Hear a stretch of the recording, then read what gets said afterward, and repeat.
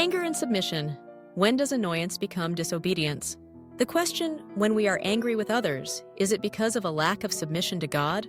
Requires a deep and balanced theological answer, rather than a simple yes or no affirmation. The Bible shows that not every feeling of anger is sinful or a sign of disobedience.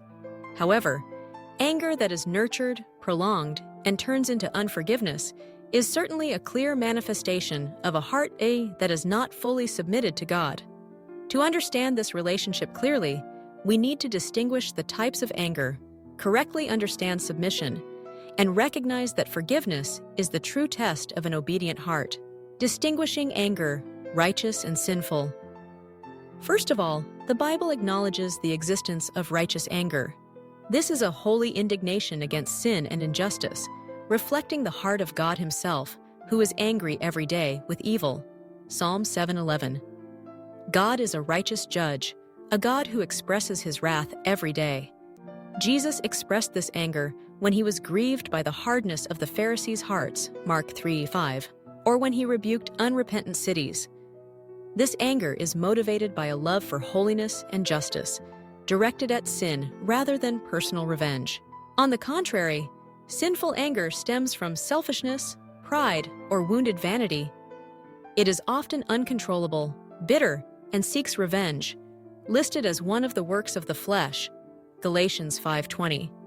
Idolatry, sorcery, hatred, discord, jealousy, fits of rage, selfish ambition, dissensions, factions.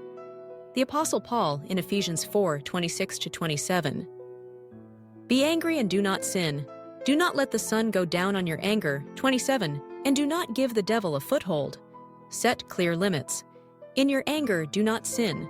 Do not let the sun go down while you are still angry, and do not give the devil a foothold.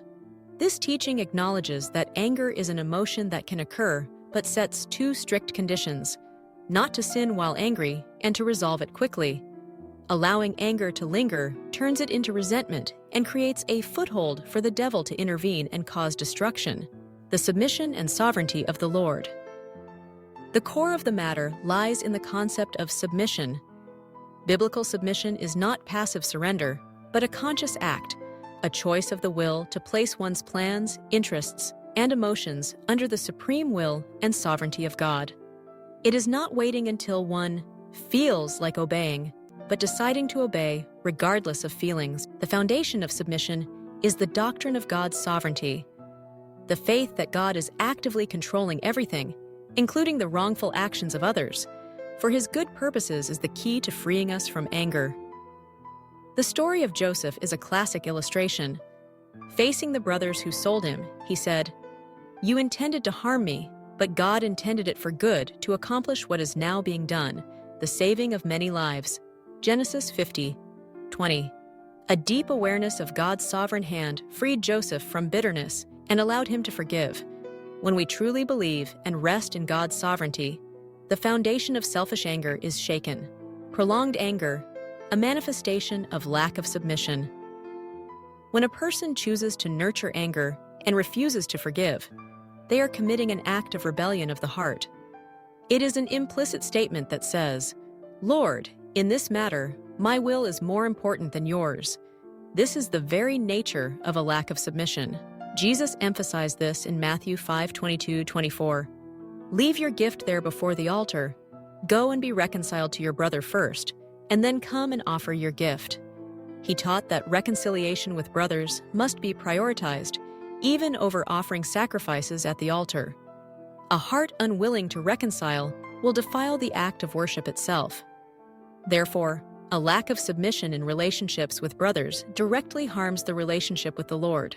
Forgiveness is the ultimate test of a surrendered heart. The Bible commands, "Bear with each other and forgive one another. If anyone has a grievance against someone, forgive as the Lord forgave you." Colossians 3:13. Be tolerant. Forgive one another when you have complaints against each other. Just as the Lord forgave you, so you must also forgive. Again. Refusing to forgive shows that we do not truly understand and appreciate the enormous debt of sin that the Lord has forgiven us. When we forgive, we perform an act of ultimate surrender. We give up our own right to judge and seek revenge. entrusting justice to God, because His word says, "Vengeance is mine, I will repay." Romans 12:19. Love must be sincere. Hate what is evil, cling to what is good. Application: the path to freedom. So, what must we do? Examine your heart. Be honest before God. What is the motive of your anger? Is it directed at sin or at the person? Is it seeking restoration or revenge? Decide to forgive. Forgiveness is a decision of the will, an act of obedience, not waiting for feelings. Pray and decide to forgive the one who hurt you as an act of surrender to God. Entrust to the Lord. Give up the right to revenge and leave that person and justice to the Lord. Trust that He will judge more fairly and perfectly than we can. Cultivate a submissive heart.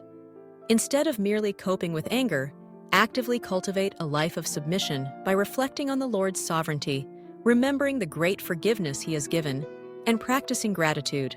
In conclusion, not every anger is a lack of submission, but when a Christian deliberately nurtures anger, allowing it to turn into bitterness and refusing to forgive, that is evidence of a heart that is not yet submitted to the commands, nature, and the gospel of God. Submission to the Lord through the act of forgiveness is the only path to freedom from the chains of bitterness and to experience true peace in Christ.